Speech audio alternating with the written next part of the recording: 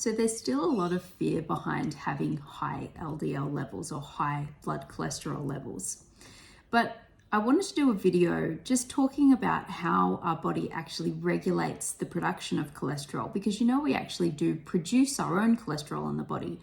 And in fact, what we consume in our diet really only equates to something around 10 to 20% of the actual cholesterol that we have floating around in our body. Whereas the rest of it is actually what we synthesize ourselves. And I think this topic is really important to understand what regulates our body's synthesis of cholesterol, because then we can figure out why somebody might experience extremely high levels of cholesterol in their body or high LDL levels. And then we can determine, is this actually a bad thing, or is this normal and not going to lead to something pathogenic? Just to reiterate here, it's really only 10 to 20% of what we actually consume cholesterol-wise that ends up actually becoming our LDL particles.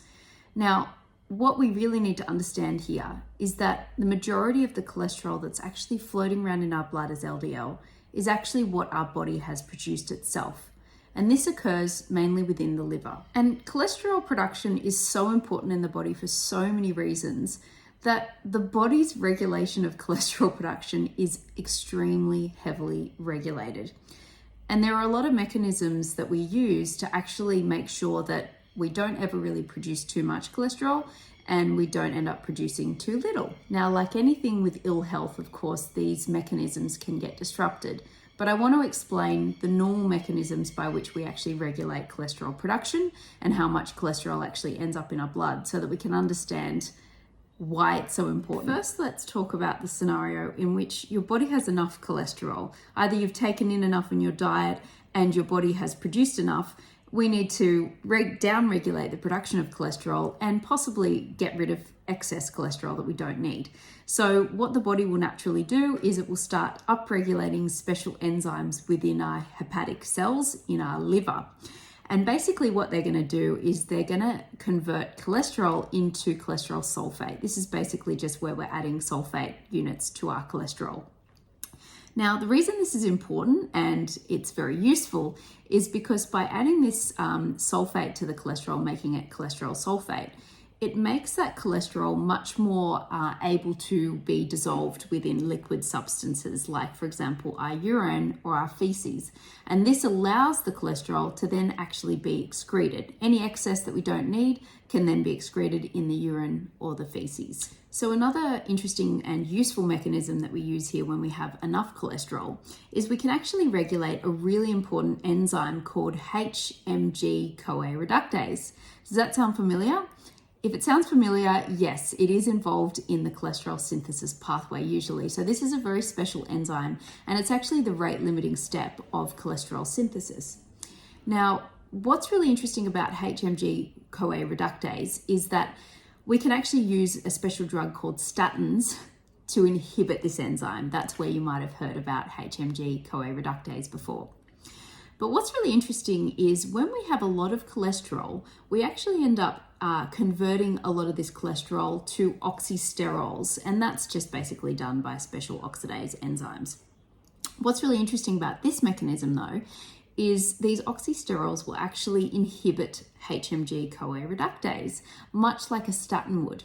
So why does this make sense? Well, if we're producing a lot of cholesterol, we're going to be producing a lot of oxysterols, and these oxysterols can then go and inhibit HMG-CoA reductase, and this will slow down cholesterol production. So let's now talk about the reverse situation so that we can reiterate how this system works. So let's say that we don't actually have a whole lot of cholesterol. We actually require more. So for example, maybe you're not eating much at all in your diet, or you're vegan, and we know that vegans won't get any cholesterol because we get our cholesterol from animal foods. So in this case, you've got low cholesterol levels. So what's the body going to do? Well, it's going to use less of those special enzymes that are going to transfer sulfur groups onto the cholesterol, converting it to cholesterol sulfate. What does this mean? Well, less of the cholesterol is converted to cholesterol sulfate, And that means that less of that cholesterol is going to be able to be dissolved efficiently in our liquid substances like our urine and our feces. And therefore, we excrete less cholesterol into our urine and our feces. So we're not actually getting rid of excess cholesterol like we were before. The other mechanism, again, was if we are creating a lot of cholesterol, we make a lot of oxysterols. But in this case, we don't have a lot of cholesterol. We're not eating enough or we're not producing enough, so we have low levels of oxysterols. And what did they do? The oxysterols were going to go and inhibit the HMG-CoA reductase, which stimulates cholesterol production. But again, in this case, we don't have much cholesterol, so we have less oxysterols, and therefore we are not inhibiting HMG-CoA reductase. And this allows our body to then actually create more cholesterol in the long run. I think something that's also worth pointing out here are other things that can also either stimulate or downregulate cholesterol production. Things you may have heard of, things you may not have heard of.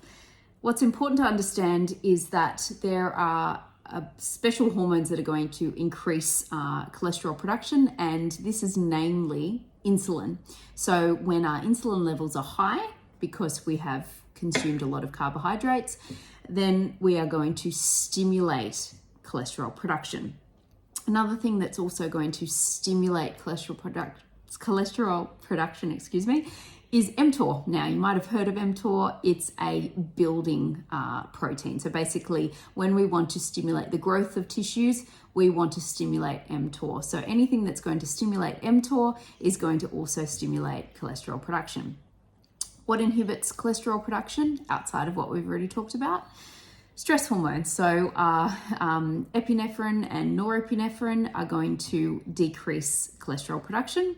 Another one that's going to decrease cholesterol production is a hormone, and that is glucagon. Now, we know that glucagon works in the opposite way to insulin, and glucagon is going to be released when we are in a fasted state. So what we can say here is that when you're in a fed state, you're releasing insulin and you're building tissue, so we are going to stimulate cholesterol production. When you're in a fasted state, you're going to be releasing out epinephrine, norepinephrine, and glucagon, and they are going to inhibit cholesterol production.